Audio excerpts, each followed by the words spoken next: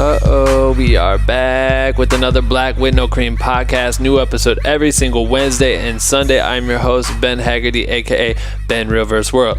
This is episode 39, and our title for this episode is Why Being a One-Man or Woman Band is Holding You Back. But first, if you are new to this podcast, here is what's happening. On Wednesdays, we deep dive into topics, questions, and more that we see being talked about in our private community on Facebook. The goal is to, hopefully help and motivate you as a creator to become the absolute best at what you fucking do. On Sundays, I interview the illest and top performing creators in the industry with the goal of providing you with as many tips and tricks as I can from our conversations. And that's kind of the gist of it. If you are new, I highly suggest you check out last week's podcast episode featuring my boy Hendrik. He is a videographer and photographer for Denzel Curry and is currently on tour. And the week before that, I had Post Malone's photographer Adam DeGrosse on. Both episodes are very, very fire, filled with tons of advice, life hacks, all that shit. So tune in today. If this is your first time tuning into the podcast, you're probably wondering, what does Black with No Cream stand for? Black with No Cream is a private content creator group fueled by caffeine, or at least I take my coffee Black with No Cream, but you can drink or not drink whatever the fuck caffeine you fuck with and still be a part of our community. We are a private group on Facebook open to creators of all kinds, aka if you make videos, if you're a photographer, if you do marketing, management, editing, dancing, etc., etc., etc., all creators are welcome. Our private group has been growing rapidly. We have a shit ton of members working together. They're sharing content, they're asking for feedback, they're passing tips and tricks along to one another with the goal of pushing each other to become the best motherfucking content creators on earth. And you can join our group if you want to by going to bwnc.com/join. We would love to have you. Please join. Big shout out to my dog, David Malave. He has been fucking incredible with Black with No Cream. He is an excellent writer. We hop on a call and try to decide which topics we're going to deep dive into for these Wednesday episodes. And after a short convo, that dude takes our notes from the convo and goes ham on writing all of our ideas into existence. So you need to follow Dave on IG. Just go to, it's just Dave Malave, but it looks like Dave Malave, DAVEMALAVE. Follow that motherfucker right now. He is the backbone of Black with No Cream, helping me keep this shit up. So that's it. Enjoy the work week. Keep creating. Make sure to comment and let us know which topic or question that you may have for us to talk about on next Wednesday's episode. And without further ado, I bring to you today's episode and the most epic podcast intro ever created right motherfucking now. Attention. If you stop this podcast recording at any time, you will die. I don't want to die. Do you want to live?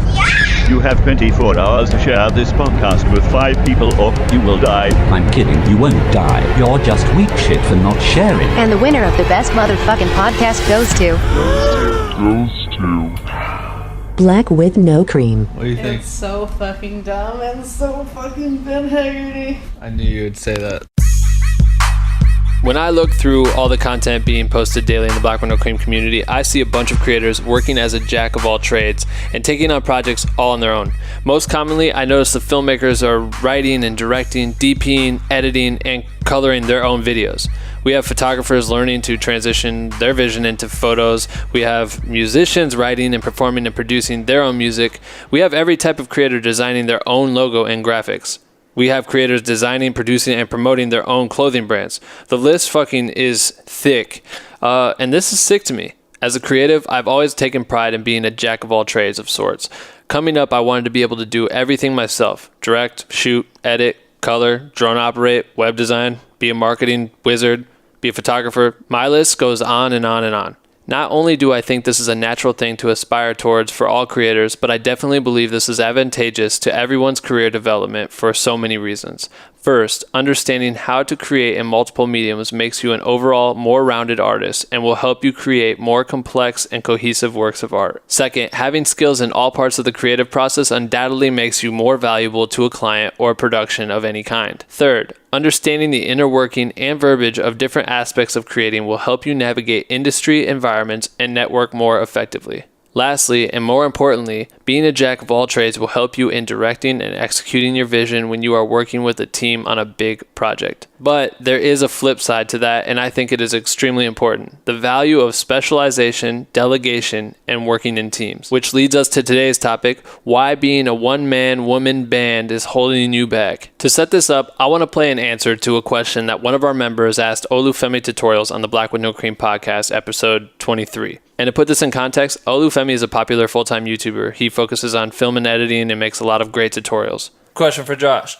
Do you have clients looking for creatives who are a jack of all trades, i.e. great cinematographer, editor, knows how to grade, etc., or are people still wanting specialists? You should be a jack of all trades. You should be proficient in everything, but you should specialize in what you're passionate about. Know how to do VFX, know how to direct, know how to DP, know how to edit, know sound design. Know everything so that you know how to delegate and how to direct effectively, but don't be afraid to delegate. Yeah, for sure. If you have a music video where you're just a one-man band, it's not going to turn out as good as compared to if you have a team of people that all specialize. So which is it? Should you become a jack of all trades, or should you specialize in a specific area and work with other specialists? The truth is still both. Not a cop-out, I'll explain. When you first start out as a creative of any kind, as Josh said, I definitely recommend you become proficient in a bunch of different creative skills, especially those within your general creative field of choice: photo, video, design, music, etc. This is beneficial not only for all the reasons I mentioned earlier, like developing your skills as a well-rounded artist, but you might not know what your true passion is or where your strongest skills are until you try multiple things. Plus, when you're just getting off the ground, you may not have the luxury of being able to hire people to take on specific roles for your projects, so you have to do everything yourself.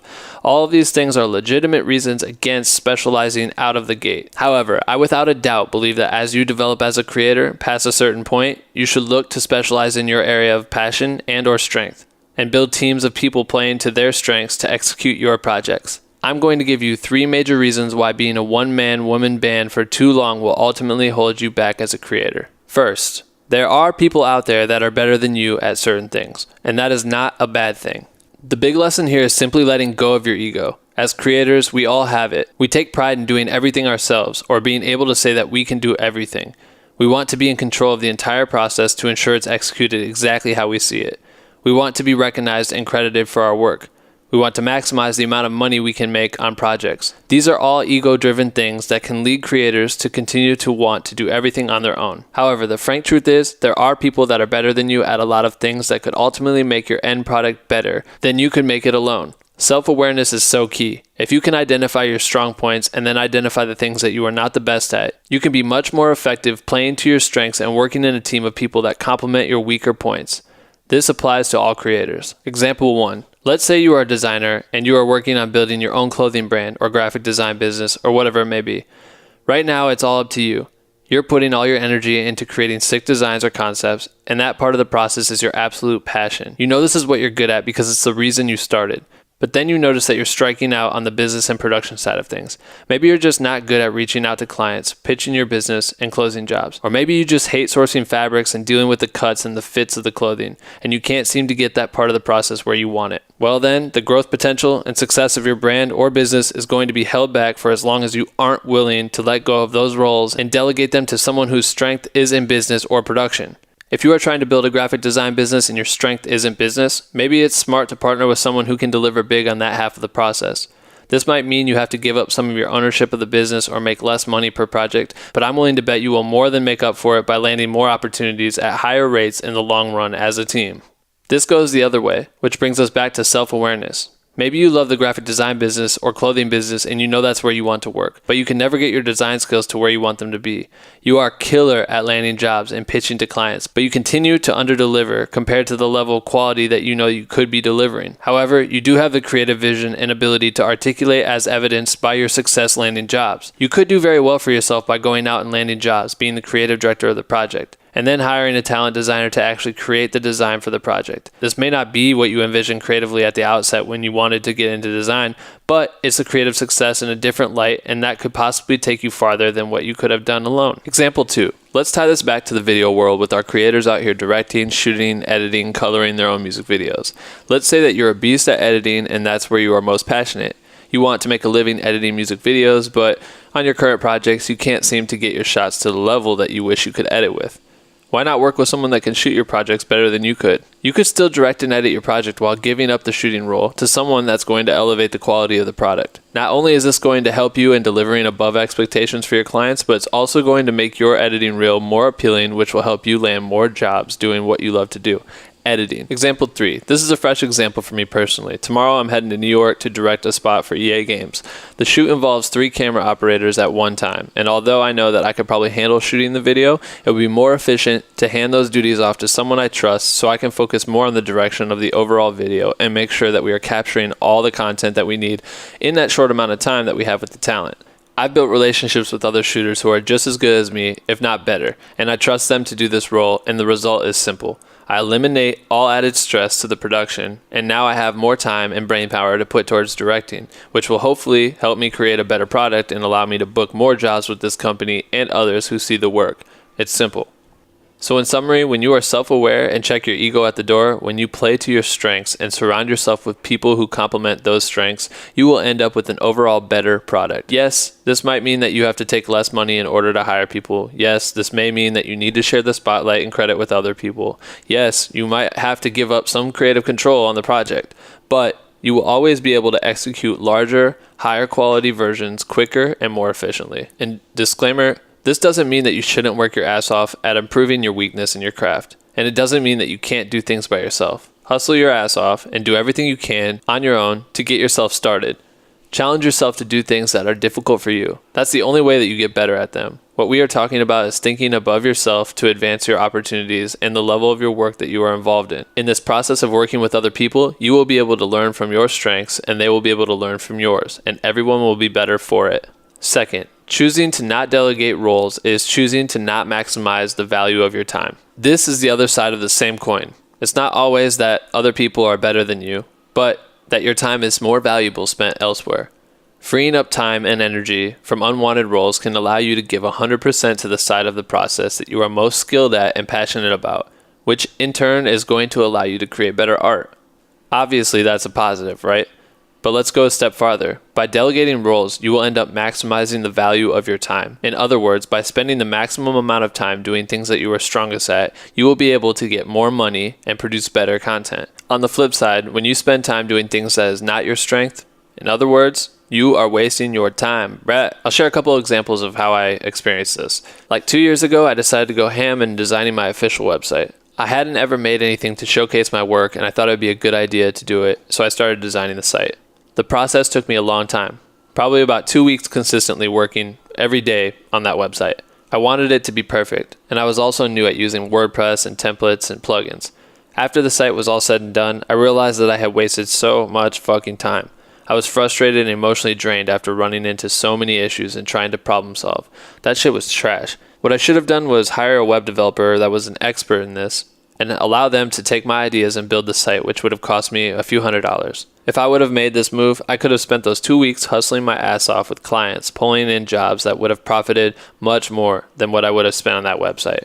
But in my head, I'm thinking, why waste some money? I can do it myself. It makes sense, but it was a waste of time and not worth the setback. Another example involves Black Window Cream, which I've talked about this before. I chose to bring on interns to help me run this operation and take care of the tasks that are most costly to my time, but don't generate the most productivity for the group. 10 hours plus a week that I don't have to edit podcast content, for example, is 10 hours plus a week that I can spend developing relationships for sponsors or developing new content outside of the podcast, advancing the reach of the group, etc. I have to give up portions of my control in these aspects, but I will win overall because I'm freeing up my time for things that are more valuable and productive for me and overall benefit the group by allowing people I trust to help me with the process. Let's use photography as an example. Let's say you're a photographer and you have a shoot coming up and you're starting to prep. You might have to find the location, come up with the creative, possibly book talent, stylist, hair and makeup, and you have to lock in the lighting equipment for the shoot. You could try to do all of this on your own and you could definitely pull it off. But say you just aren't the best with understanding lighting setups and aren't knowledgeable on the best types of lights to use to execute your vision. If you had to take care of this aspect, it might take up a large portion of your prep time and your energy and stress because this is the most difficult aspect for you. You would spend more time dealing with this than you should, which is costly to the project. But if you delegate this role and hire a gaffer who is excellent with lighting, you can focus all of your energy on the creative of the shoot and make sure that your vision is completely developed. The gaffer probably will suggest lighting techniques or equipment that you haven't thought of and have everything set for you when you show up to set. During the shoot, you can focus only on the talent and getting your shots and not have to worry about fidgeting with lighting. Again, yes, you make less on the shoot, but in the end, you will win because you delivered a better product. You get the point. In short, your time is more valuable where you are strongest and costly where you are not. So use your time to your strength. Spend it on the things that are more productive for you. Third and last, your vision will soon outgrow your capabilities. Here's the obvious truth and punctuation to my point. All the best music videos, films, cover shoots, clothing lines, you name it, were accomplished in specialized teams. Everyone in the industry has specialized to their strengths and work with other talented creatives to pull off massive projects. This is probably obvious, so why is it important? Because every aspiring creator out there is dreaming of working on projects like these. You dream of one day directing a music video for Travis Scott, or shooting the cover of Vogue, or touring with Beyonce. Tee-hee-hee. In all these situations, the visions are going to be so massive that they can only be accomplished with a strongly assembled team of creatives playing to their strengths, and all working cohesively together to achieve the same goal. If you don't know, that's not easy with creatives. Everyone has their opinion and their own input and wants to be involved in the other parts of the process. I'm sure many of you have experienced that. So by learning to build teams and specialize in the role you're fire at, you will now be able to gain invaluable experience in directing, delegate roles, work with each other, and work as a piece of the larger puzzle more easily. Your work will be polished at an earlier stage, which will help you land bigger jobs quicker, and then you will be more poised to execute higher levels. Just remember, no one that made it to the top did it on their own, and no one in the industry creates these massive works of art by themselves. The best directors in the game don't edit their own videos. They don't do VFX. They don't do color. Well, some of them do, so maybe they should listen to this podcast so they can make more dope shit more often. They probably could do it all if they tried, but if they did, the videos wouldn't be as good. Most of the directors you look up to made it to the top by assembling strong teams and building close working partners along the way. Bonus tip, it'll also start to help you build your network. Creatives you bring onto projects will in turn likely bring you onto projects of their own, or recommend you, and you will start growing your connections and your arsenal of talent for projects that come your way. So in conclusion, why is being a one-man, woman band holding you back? You're drowning yourself in things that you're not the most effective at. You're spending too much time doing things that aren't the most productive for you. You're slowing the growth of your work and your production by not delegating roles. Your capabilities as a one-man band are limiting your visions. You're not building teams that will allow you to achieve the type of work that you dream up in your head. Be aware of your strengths, cut your ego, go out there and connect with more creatives to advance your work. That's why we created this community. Black Window Cream is so fucking powerful. Yes, you probably do have your local homies that you work with and your crew that you can work with in real life. The beauty about this community is that it opens the doors for collaboration. You now have access to thousands of creators all around the world. And with that being said, I want to highlight a member in the Black Window Cream community who recently did take advantage of the community, and it worked out in his favor. Adolfo Cajan is a filmmaker and active member in the group.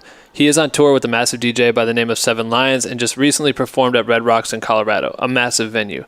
He reached out and got a few members of the community to come out and help him with his shoot. By doing this, I can almost guarantee that this allowed Adolfo to accomplish more with his time and the extra resources that the shooters provided him with. I found this so interesting, so I decided to DM Adolfo and ask him if he'd be cool with hopping on a call to explain how he went about doing this and if it helped him at all. Here's our call. All right, cool. So I think it'd be cool if you could just quickly tell us about yourself, what you do, and then we'll get into the next section. All right, let's do it. Yeah, I'm ready whenever you are. Cool. All right, so hey guys, I'm Adolfo, and I shoot a lot of after movies and music videos for EDM artists and for pop bands, rock bands, any type of music. Dope. And what I really like is that what we're talking about specifically with this, it's trying to simplify the process and allow you to kind of do what you're really, really good at. And so what we wanted to use as an example was how you just recently were at Red Rocks in Denver, or in Colorado, and you actually picked up a couple extra shooters to help you shoot that specific show. Could you talk about who you're working with on the tour and why that kind of seemed beneficial to you? Yeah, so throughout the tour, there's been a few big concerts. We had the first one at the Palladium. We had another one in San Francisco at Bill Graham and Red Rocks. Those were kind of the big ones where I was going to focus a lot on those venues themselves. So I knew from previous experience from shooting at big venues, because I shot Red Rocks in May, that I wasn't going to have time to go all the way up and then down. And, you know, I've been shooting for 3 years these concerts and at these massive venues like EDC and Ultra and all these. And, you know, a lot of the times you are just running from place to place, trying to grab as much coverage to cover yourself in the edit, and you stop really being creative and you're just trying to get as much coverage as possible. So what I wanted to do for these ones, I wanted to take it one step further and really create a narrative or a story and think about how each shot was going to connect to the next. And for that, I mean, I couldn't do it on my own. There was just no way to, you know, film everything I needed to film in an hour and a half and still maintain that creativity. So, you know, I've been a member of Black with No Cream for a while, and I've seen, you know, a lot of talent flourish from there. So I thought that it might be a good opportunity to bring someone on board that hadn't had that opportunity yet and really just, you know, let them loose and see what they could do for their portfolio as well, you know, to like help me and to create at the end the best possible product. Like, I think that a lot of people that do what I do have this issue where if it's not their video, if they didn't film everything or do everything in their video, they feel like it's not theirs. But at the end of the day, I think that we create to inspire and we create to, you know, show people how amazing these things are. And it doesn't matter if you're the sole creator of it or if someone helped you. At the end of the day, what matters is the video itself. So I feel like without the help of other people, these videos definitely would not have turned out how they did. Bro, that's literally perfect for this fucking piece, my guy. I appreciate that. Yeah, of course. That's good. Well, we appreciate you. Man, have a good time on the tour and keep killing it, dude. You're fucking it up. Yeah, thanks, man. All right, talk to you soon. I love that. I love his response. I love how he was able to put things into motion and maximize his opportunity and the opportunity of those around him. Thanks for the call, bro. I seriously appreciate it. And big shout out to any other Black with No Cream member who is making things happen just like Adolfo in real life and providing opportunities for others. That's super crucial. So keep pushing that shit. That's going to make everything make sense. Don't do everything on your own. You're just going to pigeonhole yourself. You heard me. Bye, bye, bye. That's it for episode... what number is it? 39? Thank you for tuning in and listening. If you watch the podcast on YouTube, drop a review in the comments. If you listen on iTunes, leave us a review so people know that we are lit. And if you are interested in joining the Black with No Cream private group for creators, visit bwnc.com/join. Follow Black with No Cream on Instagram at Black with No Cream. And if you have it in you, go follow my weak ass too at Ben Reverse World. Merch store is currently shut down, but we have some special things in the work that we're going to drop soon. Subscribe to Black with No Cream on all platforms of your choosing. The podcast is dope. New episode every single Wednesday and Sunday. We'll see you next week, you bitch.